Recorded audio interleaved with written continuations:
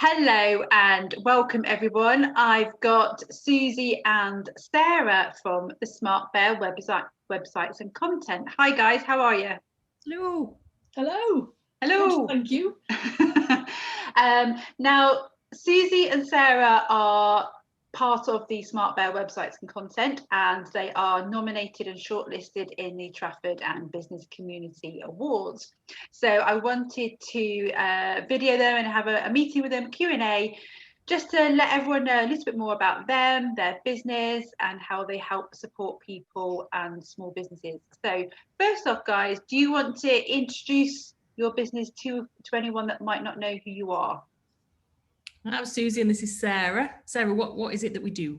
That's a good question. It is a good question because it's more of a case of what we don't do at the moment. So we obviously do websites because that's quite self-explanatory. So we maintain, we build, we help fix websites, be that WordPress, Squarespace, whatever, basically. The content side of the business is pretty much anything that's digital content for a business. Okay. So that could be copywriting, social media management, it could be email sequences.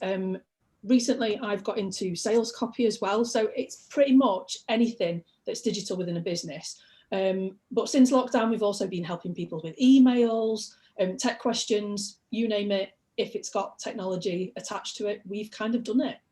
Cool. I think that's obviously because the business has been going for quite a number of years, but with the two of you, it's only been going for what, 3-4 years, something like that? Yeah, the business has been going 8 years. I set it up in 2013 and then Sarah joined us in 2000 something. 17. Nearly 4 years ago. It's coming up to 4 years. But between us, we've got like decades of experience in tech. Yeah. And not often enough to have all these decades of experience in tech. There we go. I think obviously between the two of you, you've got the whole corporate experience, Sarah, you in your previous life, but also like Susie, the small business aspect of it and helping and developing small business, so you can sort of help a wide variety of clients with all questions that you get, and obviously that's come through in what you do at the moment. So how do you feel about being shortlisted for the awards? And don't say you hate it.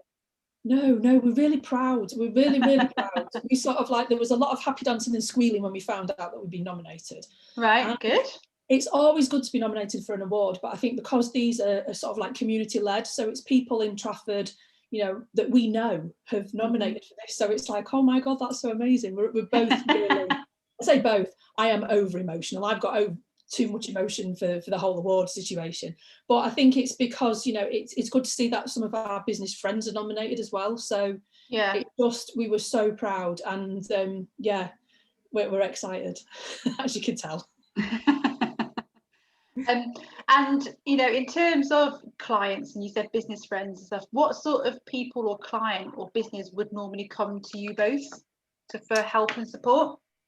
So we tend to work with established small businesses. So usually businesses that have been around maybe a couple of years, 3 years, something like that have got a good idea now of where they want to go. Because as you know yourself, in the first sort of 18 months, 2 years of business, it can't be just me, but I changed my ideas about what I was going to do. Always constantly changing, even now, as you guys know, all the time. Yeah.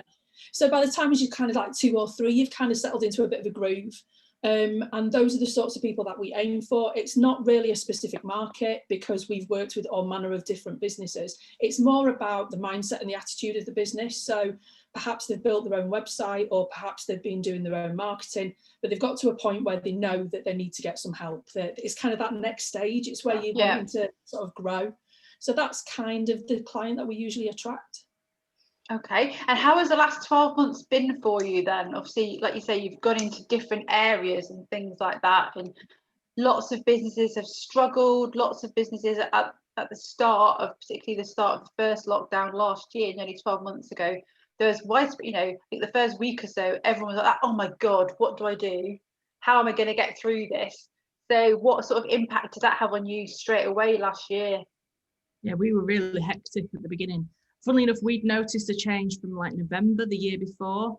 Okay. Backing out of things. We're not sure whether it was Brexit or the rumours of this COVID going around, but we'd found it really quiet, and then suddenly March hit, and we it just went really hectic. But at the same time, it's in limbo for us as well, because we'd literally just launched our face-to-face training services. Yeah. That month, March, it was when we first went live with it, and obviously that's gone on hold now, as we're rethinking it. Plus, we've just been too busy with everything else to think about it again. So yeah, really hectic this last year.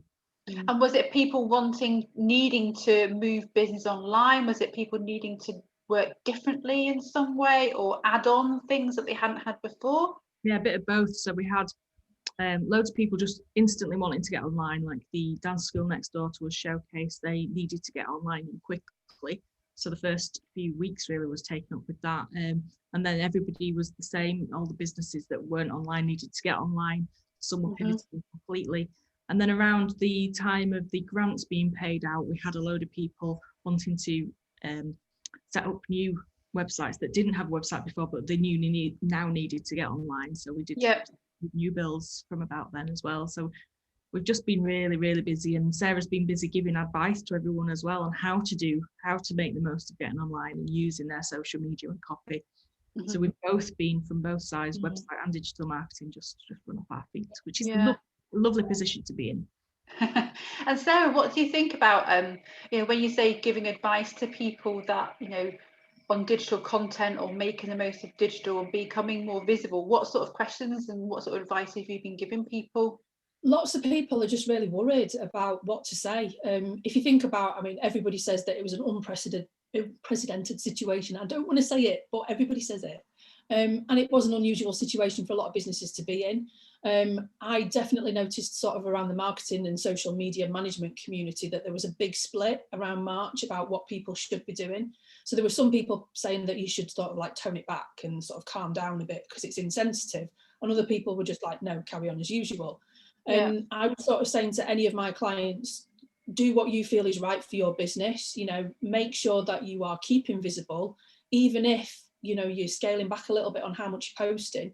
Make sure you're still there, because if you disappear off the face of the planet and then try and catch up with everybody else, it's much harder. So a lot of it was sort of around people being scared, which to be honest, I think we all were. I remember saying to Susie at the start of March, if all my work drops off, as long as I've got enough money, to cover my bills and just keep the business ticking over, I really wasn't worried about how much I was going to earn. I just wanted to keep the business running. It wasn't about making a profit or anything. But like Susie said, luckily for us, we were in a really good position where we'd got clients who understood the value of what we offer and how we offer it. So it was a lot of fear, really, I think, and it was more around sort of, I want to say comforting people. It sounds a bit weird to say that as a digital marketer, but just making people feel more comfortable in what they were doing and why they were doing it and how they were going to do it, and doing it in a way that was kind of, respectful maybe to other businesses who weren't in the same position as them. Yeah, I think people do sometimes worry too much about social media or digital content or blogging or website or whatever it might be. They worry and they compare themselves to other people too much instead of concentrating on what feels right to them and their business and their clients. So for sure, I think I was on a Theo Pathetis call with NatWest, and he was saying that in like 5 months we'd moved 5 years basically in terms of the digital, the way that we are now working as small businesses in the UK and worldwide. And what trend do you think this trend is going to continue, or as we come out of lockdown now, do you think businesses that started to do more online are going to scale back again and prefer to do the more offline stuff? What do you think's the trend going to be, or have you had any insight from any of your clients? Interesting question. I think they'll continue digitally. It's great for us because we find that we're more productive when we can do the meetings online, although it's draining, and we much prefer to meet people face to face. We can fit a lot more meetings in and crack through the work than before. So we're hoping that continues. Before, people weren't keen on meeting digitally because they had to download software and learn how to use it, but now everybody knows, so it's a lot better in that respect. What have you found, Sarah? I was just thinking that it's like you were saying, it's the barriers before that we had. It's like we can't work from home because that's not usual, that's not what we do. We don't use this newfangled technology. I remember in my corporate life we used to use WebEx all the time, and if a client suggested that we used something else, then there was like outrage because we only know this one thing and this is what we use. And a lot of people on a day-to-day business wouldn't use video conferencing or, you know, this kind of stuff. Whereas I was used to that with my corporate tech career. This is how I lived my life. But I think it's that whole fear of the unknown, isn't it? And sort of now it's become familiar. In some respects, I hope we don't carry on like this, because I really, really want to go back to face-to-face meetings. I am a massive hugger. I like to leap on people. I love, you know, meeting people in a room, and that's where I get my energy from. But then I also think that we've got a lot more considerations now, haven't we? You know, how safe do people feel actually meeting face-to-face? You know, I run a couple of networking groups, and we've been talking about how we're going to manage networking going forward, because we've now got more things, if you think about it, that we've got to consider. It's not just the people that are our people in the room, it's the other people that may be in the pub if we're using a pub or what have you. I think it's probably going to be a blended approach. I think there's going to be some people like me who will be happy and comfortable with face-to-face. Other people will be, no, I want to stay on Zoom or whatever video conferencing, you know, software they use. But I think as long as people make their thoughts clear and we're aware of that, then we'll work either way, won't we? Really, it's, you know, whatever suits. I think lots of people will be wanting to go out and do face-to-face meetings though, just to get out of the house. You know, all three of us are in our homes at the moment doing this interview, and you know, I can't wait. I didn't realise until I was in lockdown how much I actually did like going and talking to people. I always thought I was quite quiet and shy, and I didn't want to go into rooms and stuff. But actually, I always say that, but you know, people don't believe me, but I believe it myself, so that's the most important thing. But you know, I think people really just want to go out and just see people and do have that conversation and that face-to-face contact, don't they? I think also, you know, you were talking about your training courses and stuff that you started to do last year. I think you've also started to move into more strategic stuff and marketing strategies. I'm guessing that's you, Sarah, in terms of your marketing background and stuff. So tell us a little bit more about what that entails and why you sort of went into that side of things. So the training, that bit first, both Susie and I have got teaching qualifications. So, you know, we've always wanted to do that anyway. And I know Susie has done it before I joined the business. When I was working in corporate, was a trainer, a mentor, a teacher, whatever word you wanted to call it. And I love sort of doing that, because I think there's nothing better than seeing, you know, when somebody gets something, when you've taught them something. So we were always going to go back to that. It was just a case of when. Obviously, like Susie said, COVID sort of messed that up a little bit, because despite the fact that we're really comfortable with video conferencing and Zoom calls and whatever, actually training people over Zoom is a different kettle of fish. Especially when it comes to tech. I remember, sorry, Sarah, I remember when I was, you know, customer service manager and speaking to people over the phone saying, can you just press this button and can you just do this? And they're like, it's not happening. It's like, but you're not pressing the right button because I'm doing it for you. So actually in a tech world, when you're trying to show people how to use a back end of a WordPress website, for instance, you can't see what physically. And our workshops are really interactive as well, and between the trainees as well as the trainers and the trainees. So we really missed out on that when they couldn't talk to each other. I mean, you can put them in breakout rooms, so it's just not the same. During the workshop, they were all helping each other. And I think with Zoom, you're really conscious about how you look. Males and females, everybody's the same. You're really conscious about how you look, and you're always concentrating to try and get those visual cues from the other people in the meeting that are harder to pick up when you've got like a bit of lag on the meeting or something, you know, if things are not running at the best speed. So it is absolutely draining. But you know, we are not giving up on the training dream, because that's, you know, like where we came from essentially and what we want to do. So you were talking about the marketing strategy, weren't you? Sorry, yeah, it's okay. In terms of marketing strategy, that's been driven by the similar sort of principle, really, in that a lot of people now are starting to question why they're doing things and wanting to understand what the whole point of what they're doing is. So the whole strategy idea came from actually having more of a discussion with the client, and being able to work on a longer term basis with somebody. So for example, you know, social media training or website training is usually a 1 or 2 hit wonder. You may get some repeat business if you've got a larger client, but as a general rule, it's a one-off sort of thing. Whereas strategy is more of a long-term relationship. And I actually prefer working with clients on a more longer term, you know, getting to know them really well, getting to understand the business. And I had a couple of people approach me and say, look, can you do marketing strategy? And I'm like, yeah, of course I can. So it really came from there. And that's now something that I'm really sort of like enjoying doing, because it's the bigger picture than just, I say just because it's not just social media posts, but do you know what I mean? It's like that whole. It's sort of like almost, you know, uses all the skills that you've got, I guess, from the teaching qualifications that you've got, from the tech background, from you've got the fact that you like talking to people and seeing the results and helping people out. It sort of does it all. Yeah. And it covers the website as well, because websites are part of your digital marketing strategy. So yeah, it covers everything. So she's got happy she needs any problems with the website or any queries about the website, and the rest she can kind of cover herself anyway. Yeah, cool. It's enjoyable as well. You know. Well, that's why we all hopefully do our businesses. If you run your own business, you do something that you're passionate about and you enjoy. That's the whole point of setting up for yourself and coming out of that in corporate employee world, isn't it? Is that you don't have to do things you don't want to do if you can help it. So you're based out of Urmston. So obviously, you know, lots has happened in Urmston over the last couple of years. It really has grown. What have you found has been the biggest sort of shift over in the Urmston way for people that perhaps haven't been to Urmston for a long time? We're both Yorkshire imports and we both love Urmston, don't we? So I mean, that goes without saying, we absolutely love it. For me personally, I think it's the number of independents. So we've been quite lucky in the grand scheme of things, with obviously with stuff around Brexit and COVID, there's been a lot of businesses have shut. Urmston has had some closures, but you know, and it's horrible to think about that, but we've not got the big chains really.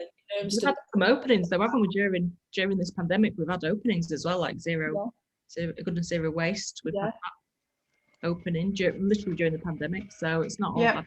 No, and I think those smaller businesses and that sort of more, I think it gives it more of a homely kind of feel, because you've not got big chains, like I say. I mean, you've obviously got the supermarkets, you've got Costa and stuff, but then we've got loads of other independent coffee shops, lots of independent retail, you know, lots of good bars and restaurants that are all independent. So it just feels like it's a really real community vibe. I think that's the feeling that I get. Yeah, 100%. I think obviously, it's quite spread out, Urmston, in terms of the different areas, isn't it? But people do, support their businesses locally wherever they are. They're not going to go to here because it's like 1 minute out of the way. They're going to go and support that business because they want to support a local independent business. Yeah, definitely. So, which is great. So in terms of supporting business, then what do you love? Because quite a lot of your businesses are small, independent startups, or perhaps in the next couple of years after being a startup and they want to change things or adapt things. What do you enjoy most about working with that type of community and business community?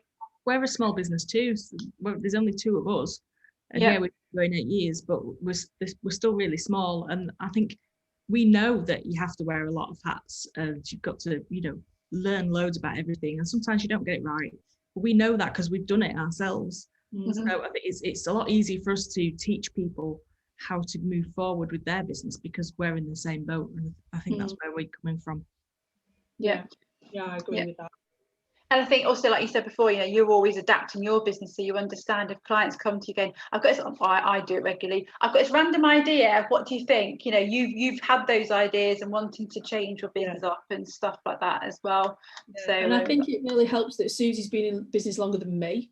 So Susie's kind of been there, done that, got the t-shirt, and I come storming in the office and I've got this amazing idea, a bit like you, Janine. I'm like, I've got this idea, it's wonderful, we're going to do this. I've done that before, it doesn't work, but it's not a flat no, it doesn't work. It doesn't work because of XYZ. Yeah. So I still get the idea, but I get the benefit of not making the mistake, basically.